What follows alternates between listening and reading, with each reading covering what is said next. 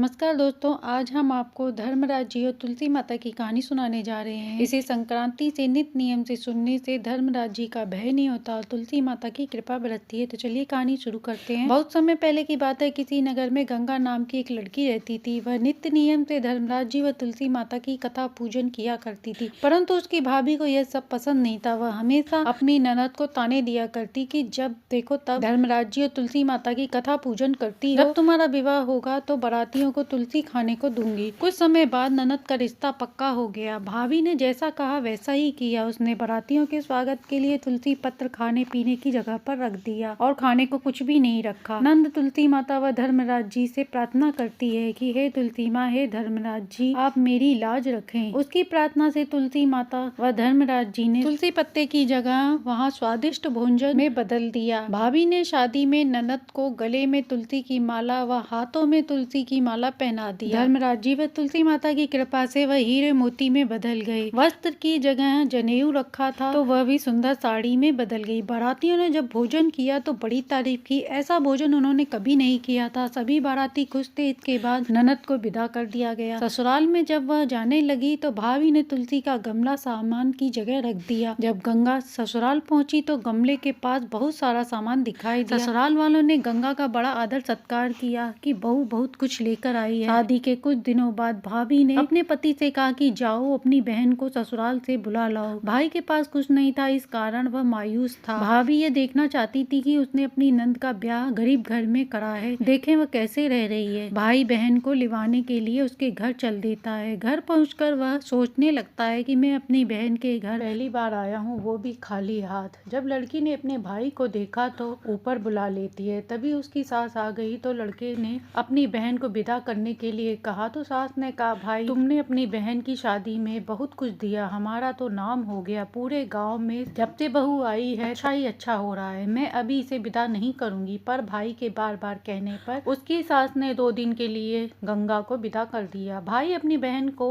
अपने घर ले आया। जब गंगा घर आई तो उसकी भाभी ने सुंदर रेशमी साड़ी व गहने से लदा पाया तो वह जल गई। भाभी ने गंगा से पूछा, हमने तो तुम्हें कुछ नहीं दिया, पर यह सब ठाट बाट तुम कहाँ से लाई? तब गंगा ने कहा कि यह सब धर्मराज जी व तुलसी माता की कृपा से हुआ है। 2 दिन बाद गंगा ससुराल चली जाती है। इसके बाद भाभी अपनी बेटी को भी तुलसी माता व धर्मराज जी की पूजा करने को कहती है और कहती है कि धर्मराज जी व तुलसी माता की पूजा के प्रभाव से तुम्हारी बुआ को सब कुछ मिला, इसलिए तुम भी नित्य नियम से पूजा करो। लेकिन उसकी लड़की का मन पूजा में बिल्कुल नहीं लगता था। वह माँ के डर से बेमन से पूजा कर लिया करती थी। उसकी माँ उससे जबरदस्ती पूजा करवाती थी। एक दिन उसकी भी शादी तय हो गई और विवाह का समय आया तो माँ ने जैसा व्यवहार ननद के साथ किया वैसा ही व्यवहार अपनी बेटी के साथ किया। धर्मराज जी व तुलसी माता सब जानते थे। भाभी की बेटी ने कभी मन से पूजा पाठ नहीं की थी। लड़की की शादी में माँ ने तुलसी के पत्ते खाने की जगह रखे पर वहाँ कुछ भी न बदला। बारातियों ने बहुत गुस्सा किया। तभी बाराती भूखे पेट वापस चले गए। पूरे गाँव में लड़की के ससुराल वालों की बुराई होने लगी। कुछ समय बाद लड़की की माँ ने अपने पति से कहा कि बेटी को विदा करा लाएं। पिता अपनी बेटी को विदा कराने जाता है तो उसे उसकी सास खरी खोटी सुनाकर विदा कर देती है। जब बेटी घर आती है तो माँ देखकर चौंक जाती है। उसके पास तो कुछ भी नहीं था। भाभी ने अपने पति से कहा, तुमने अपनी बहन का विवाह अमीर घर में किया और मेरी बेटी का गरीब घर में। भाई ने कहा, मेरी बहन का विवाह गरीब घर में हुआ था, परंतु वह धर्मराज जी व तुलसी माता की पूजा का नित्य नियम मन से करती थी, इस कारण उसे फल मिला। तेरी बेटी कभी भी मन से पूजा पाठ नहीं करती थी, इसलिए उसे वैसा फल मिला। जिसकी जैसी करनी होती है उसे वैसा ही फल मिलता है। हे तुलसी माता, हे धर्मराज जी, जैसे आपने गंगा को दिया वैसे ही अपनी कहानी कहते सुनते हुकारा भरते सबके घर में सुख शांति समृद्धि देना। कहानी अच्छी लगी हो तो लाइक एंड सब्सक्राइब करें।